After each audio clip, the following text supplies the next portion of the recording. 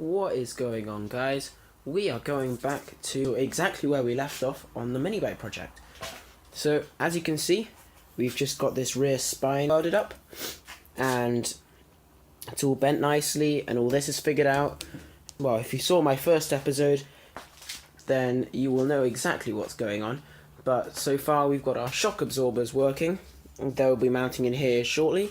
But for now, what we're going to need to do is I think we're going to need to come off here and we're going to build something which goes around here, which will then go directly go into the engine mount, which will go straight on the frame. So that will hopefully spread the load evenly between this and this, so then the whole thing doesn't really just collapse in on itself. Straight in the time lapse, you can see that I'm welding up the frame, and you can also see that there's a little bit of a gap behind the tailbone of the frame. That's just what I like to call the part at the back of the frame, because it kind of makes sense. That's not a big deal. I can always fill that in with steel. So yeah, I can see that the end of this time lapse is going to come up soon. So see you guys. Alright guys, we've just kind of tacked up the frame. It's nowhere near even or anything like that, but it does give kind of a representation of what the frame might look like.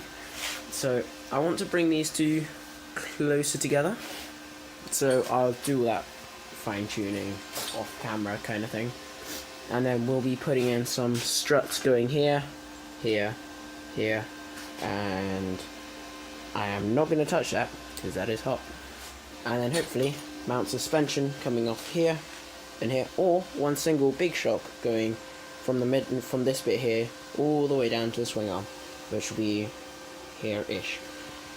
So hopefully it'll be alright. Now that we've done the frame, or rather the welding up of the subframes, we need to try and make this frame a bit more center in between them. So what I've gone ahead and done is clamped it down to the table, so we'll hopefully be able to adjust the angle of this by just, you can see me wiggling it around. So hopefully if I adjust the angle of that and then fully weld this up here, then it probably won't move.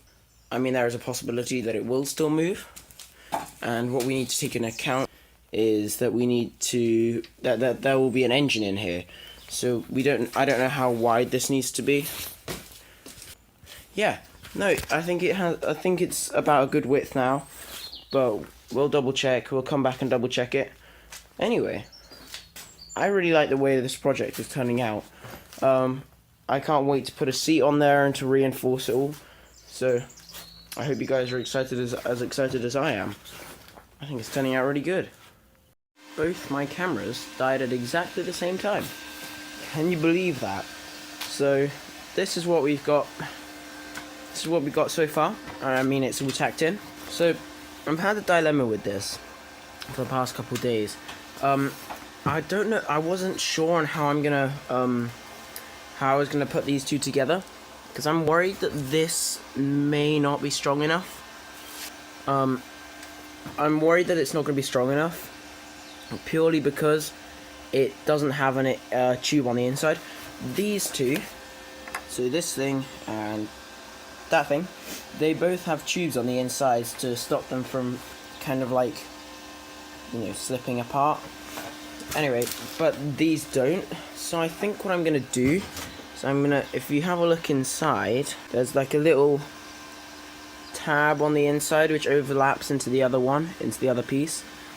I think I'm gonna get my welder right down inside there, give that a tack to this, and then make a little elbow piece kind of thing out of the same diameter steel, because we have loads of little offcuts just lying on the floor. Like, there's one just there. And then all we have to do is weld these things up. I actually did weld these up. I mean, it's just gasket welds currently, so they look absolutely horrid, but once these are all tidied up with a wire brush, they should all be fine. And I think that's the main part of the frame done. So I'm going to be welding these parts on, because as you can see, it's just again another tack, and then we can hopefully see how that goes on here. And I think my dog has just come outside. After welding up the extension to the outriggers, I noticed that in fact this and this were not square at all. So I've had to use this block of wood and this little bit of flat bar which I put in between to space them out. It's very important that they in fact have to be like this, because the engine will be mounting just under here, and if they're not exactly even, it might interfere with the chain running to the back tyre, the back wheel rather. I'm still not sure if they're going to collide here, so we'll have to come back to that. But for now I want to make a more permanent solution to this, because obviously we can't ride around with a bit of wood stuck in our frame. So I'm going to be cutting up some spaces here and here, just to make sure that the frame doesn't kind of flex inside like that. But once I've done that, it should be all good, and it shouldn't flex anymore.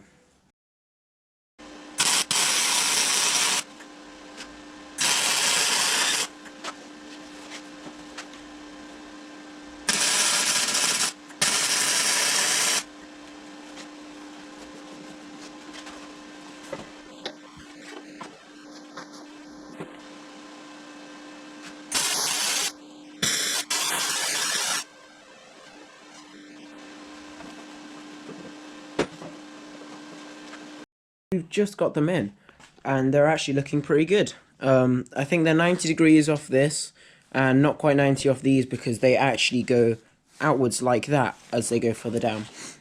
Which is alright, I guess it's fine, because then this also goes inwards down here and kind of outwards back there.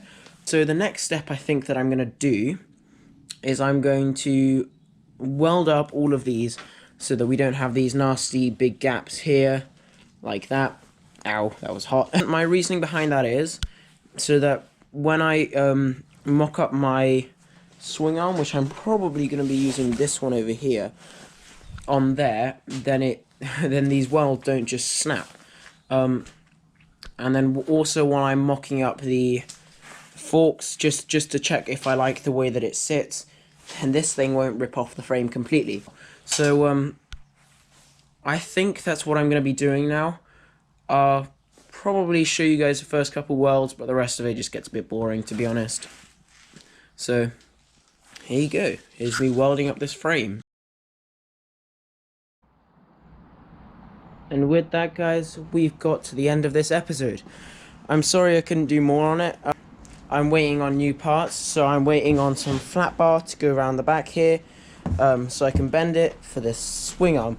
Honestly, I'm thinking that I might go with a longer swing arm than the one I got in this pit bike job lot, because this spring would otherwise have to sit at a negative angle, which really doesn't work out for this. Yeah, I think I'm going to need to make a longer swing arm so I can position the end of the frame, end of the spring rather, further out here.